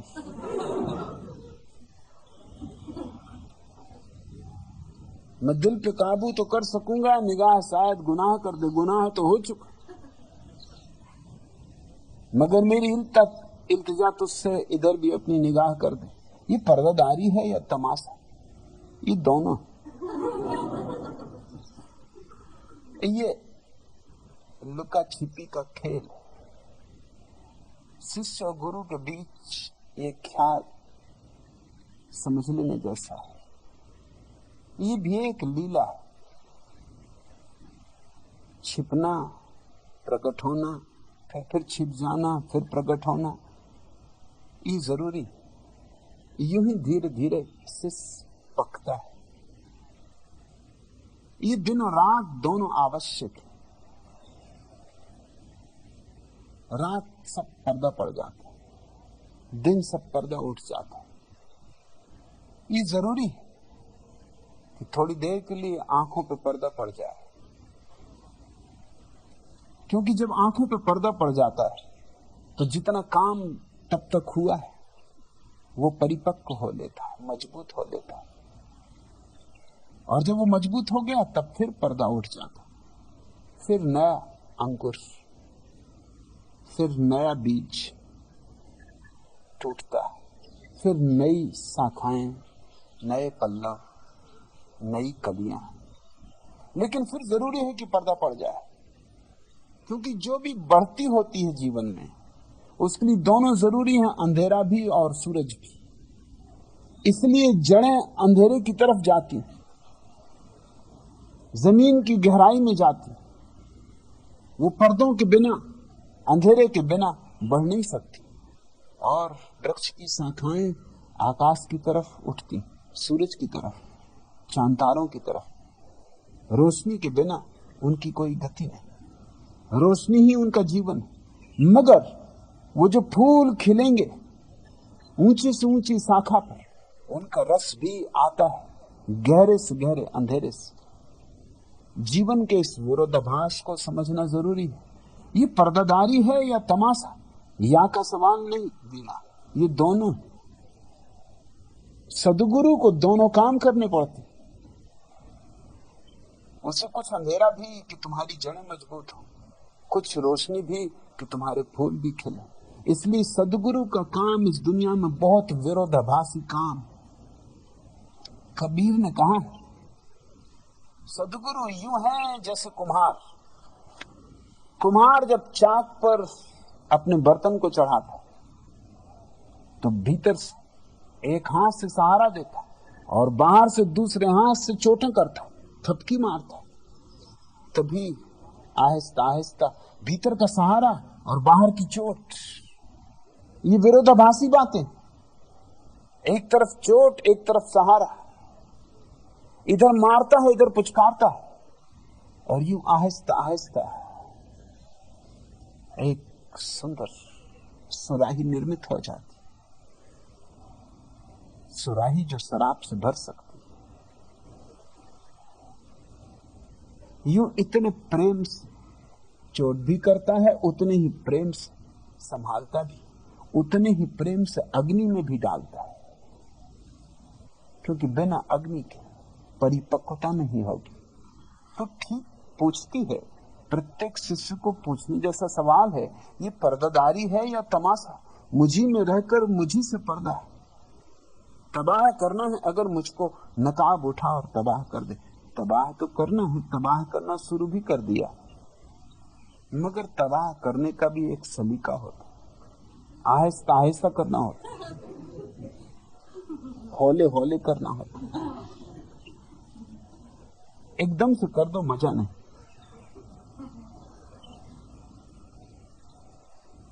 क्यों? क्योंकि इधर तबाह भी करना है, उधर निर्माण भी करना है। अगर सिर्फ तबाह ही करना हो तो एक क्षण की बात है, लेकिन अगर निर्माण भी करना हो, सृजन भी करना हो, तो दोहरे काम। तो थोड़ा तबाह, फिर थोड़ा सृजन, ताकि जो टूटता जाए वो बनता भी जाए, इधर टूटता जाए उधर बनता जाए।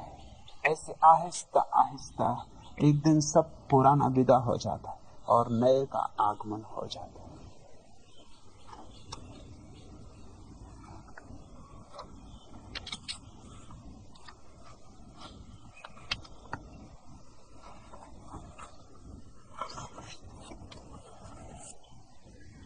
दूसरा प्रश्न, भगवान परशुराम ने फरसा चलाकर क्षत्रियों को मिटा डाला और तब खत्री पैदा हुए। इधर आपका फरसा और तेज छुरियां तो मुझ पर ऐसी चल रही हैं कि मैं मिटा जा रहा हूं, मरा जा रहा हूं, मैं डूबा जा रहा हूं और तिनके का सहारा भी नहीं। आपने बचकर भाग निकलने का उपाय भी छोड़ा नहीं। आपसे बचकर भाग निकलने का उपाय कुछ समझ में भी नहीं आता, और न ही अभी मेरा कोई मरने डूबने का इरादा और तैयारी ही है। अब तो आप ही उबारें, अब क्या होना है, आपके इरादे क्या हैं, आप चाहते क्या हो? दीनदयाल खत्री।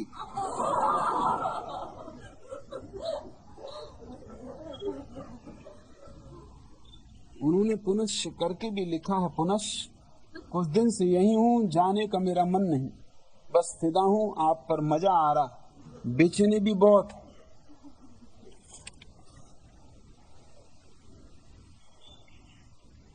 परशुराम ने छत्री मिटा डाले, ये बड़े दुर्भाग्य की बात। इस देश के जीवन में इससे बड़ा दुर्भाग्य और कोई घटा नहीं, क्योंकि जिस देश में छतरी मर जाए उस देश की छाती ही समाप्त हो जाए। जिस देश में छतरी मर जाए उस देश में बचता ही क्या है। छतरी से मेरा संबंध कोई छतरी वर्ण से नहीं, छतरी से मेरा संबंध है दुस्साहसियों से। अब तुम पूछते हो परशुराम ने फरसा चला के छतरियों को मिटा डाला और तब खतरी पैदा हुए। इधर आपका फरसा और तेज छुरियां तो मुझ पर ऐसी चल रही कि मैं मिटा जा रहा हूं। मुझे खतरियों को मिटाना ताकि छतरी फिर पैदा हो सके, और तो कोई उपाय नहीं। परशुराम जो गड़बड़ घोटाला कर गए उसको पुनर्व्यवस्था देनी, एक एक खतरी को मिटाना।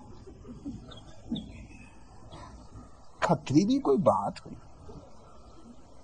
दीनदयाल यहां से तो छतरी ही होके जा सको, और छतरियों का रंग तो तुम देख ही रहे हो,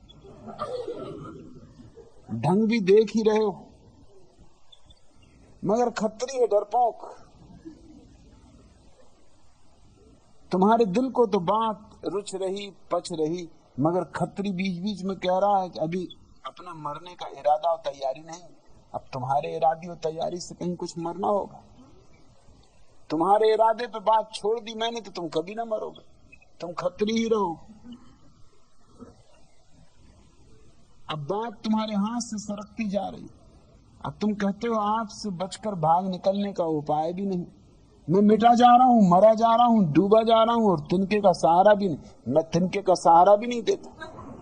तिनकों के सहारे तो लोग पकड़े बैठे हुए, तिनकों के सहारों से कुछ सहारा। मैं तुम्हें नाव देना चाहता हूं। नाव भी कोई नकली नहीं, कोई कागज की नहीं, कोई शास्त्र की नहीं।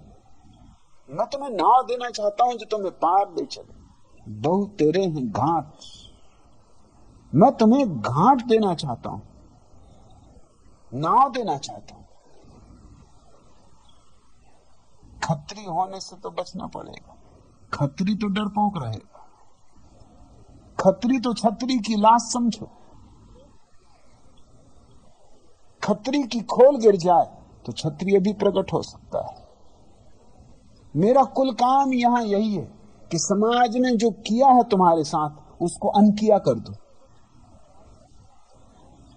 जो जो वस्त्र तुम्हें ओढ़ा दिए, जो जो नकल तुम पे चढ़ा दी, उसको तुमसे छीन लो।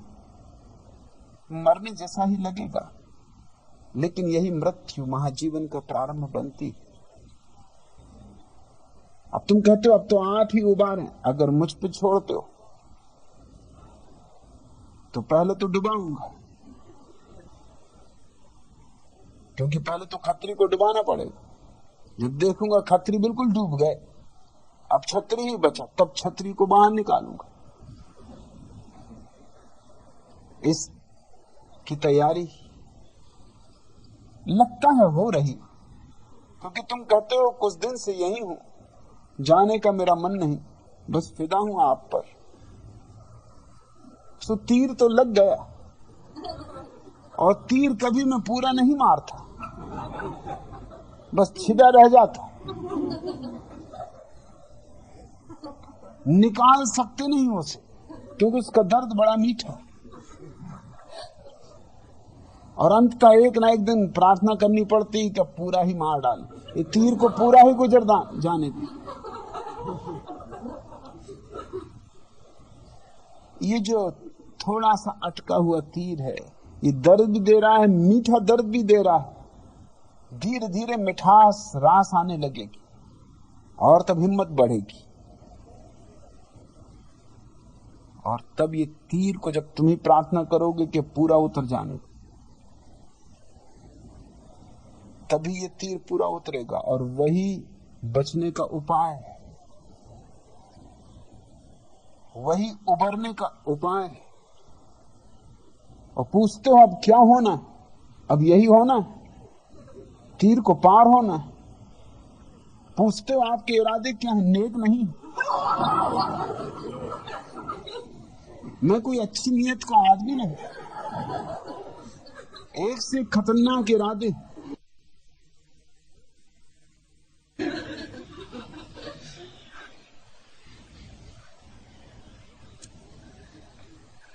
आसमां से उतारा गया, जिंदगी दे के मारा गया। इश्क जिसने किया सोच ले, इश्क जिसने किया सोच ले, वो तो बेमौत मारा गया। आसमां से उतारा गया, जिंदगी दे के मारा गया। मेरी महफिल से वो क्या गए, साथ में दिल हमारा गया। मेरी महफिल से वो क्या गए, साथ में दिल हमारा गया। आके रिंदों में शेखे हरम, आके रिंदों में शेखे हरम, आज बेमौत मारा गया। आसमां से उतारा गया, जिंदगी दे के मारा गया। मुझको साहिल का दे के फरेब, मुझको साहिल का दे के फरेब, मौत के घाट उतारा गया। मौज से भी न जो मर सका, मौज से भी जो न मर सका, उसको नजरों से मारा गया। आसमां से उतारा गया, जिंदगी दे के मारा गया। इश्क जिसने किया सोच ले, वो तो बेमौत मारा गया। अब तुम प्रेम में पड़ गए दीनदयाल खत्री, और प्रेम इस जगत में बड़ी से बड़ी मौत, मगर असली मौत, क्योंकि उसी मौत से जीवन अंकुरित होता है, उसी मौत से जीवन कुंदन बनता है। मरीजे मोहब्बत, मरीजे मोहब्बत उन्हीं का फसाना, सुनाता रहा दम निकलते निकलते। मरीजे मोहब्बत उन्हीं का फसाना, सुनाता रहा दम निकलते निकलते। मगर जिक्र शाम अलम जब के आया, चरागे सहर बुझ गया जलते जलते। मरीजे मोहब्बत उन्हीं का फसाना, सुनाता रहा दम निकलते निकलते। इरादा था तरके मोहब्बत का, इरादा था तरके मोहब्बत का, लेकिन फरेबे तबस्सुम में फिर आ गए हम। इरादा था तरके मोहब्बत का, लेकिन फरेबे तबस्सुम में फिर आ गए हम। अभी खा के ठोकर संभलने न पाए, अभी खा के ठोकर संभलने न पाए, कि फिर खाई ठोकर संभलते संभलते। मरीजे मोहब्बत उन्हीं का फसाना, सुनाता रहा दम निकलते निकलते। उन्हें खत में लिखा था, उन्हें खत में लिखा था, दिल मुस्तरिब है। जवाब उनका आया मोहब्बत न करते। उन्हें खत में लिखा था, दिल मुस्तरिब है। जवाब उनका आया मोहब्बत न करते। तुम्हें दिल लगाने को किसने कहा था, तुम्हें दिल लगाने को किसने कहा था, बहल जाएगा दिल बहलते बहलते। मरीजे मोहब्बत उन्हीं का फसाना, सुनाता रहा दम निकलते निकलते। मगर कोई वादा खिलाफी की हद, मगर कोई वादा खिलाफी की हद है। हिसाब अपने दिल में लगा के तो देखो, कयामत का दिन आ गया रफ्ता रफ्ता, कयामत का दिन आ गया रफ्ता रफ्ता। मुलाकात का दिन बदलते बदलते। मरीज मोहब्बत उन्हीं का फसाना, सुनाता रहा दम निकलते निकलते। अब मुझसे छुटकारा तो करीब करीब दीनदयाल असंभव है। अब ये तुम्हारी मर्जी, मुलाकात का दिन चाहो तो टालते रहो कयामत के दिन तक। मेरी तरफ से तो निमंत्रण मैंने दे दिया, अब तुम्हारे ऊपर मामला है। मगर कोई वादा खिलाफी की हद, हिसाब अपने दिल में लगा के तो देखो, कयामत का दिन आ गया रफ्ता रफ्ता। मुलाकात का दिन बदलते बदलते।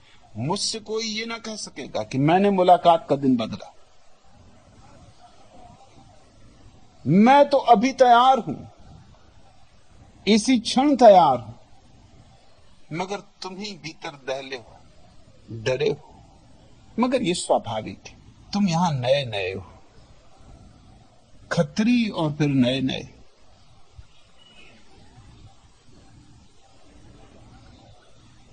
तो जाने का मन भी नहीं, जाओगे भी तो मैं पीछा करूंगा।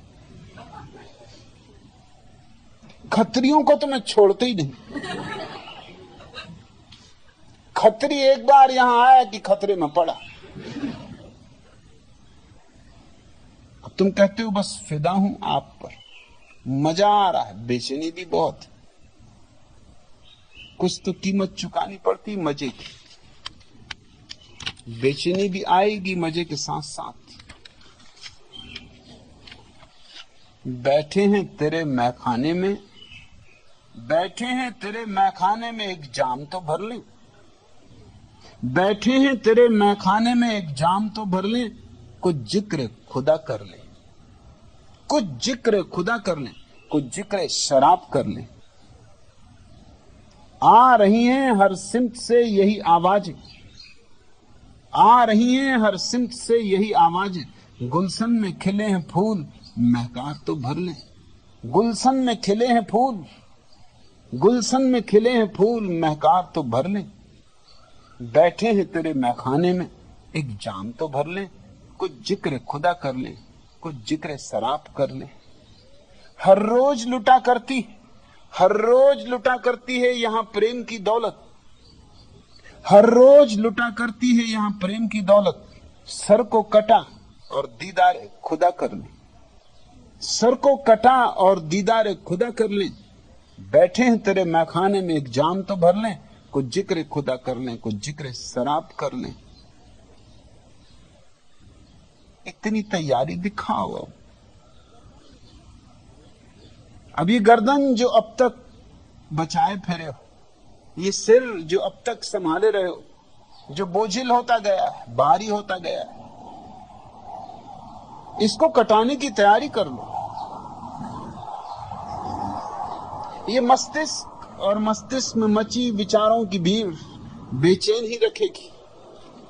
ये सिर कट जाए तो सारी ऊर्जा हृदय को मिल जाए, और हृदय मंदिर, और हृदय के मंदिर में जो विराजमान है वही परमात्मा है। आज इतना। अगर यह वीडियो आपको अच्छी लग रही हो तो वीडियो को लाइक और चैनल को सब्सक्राइब करें।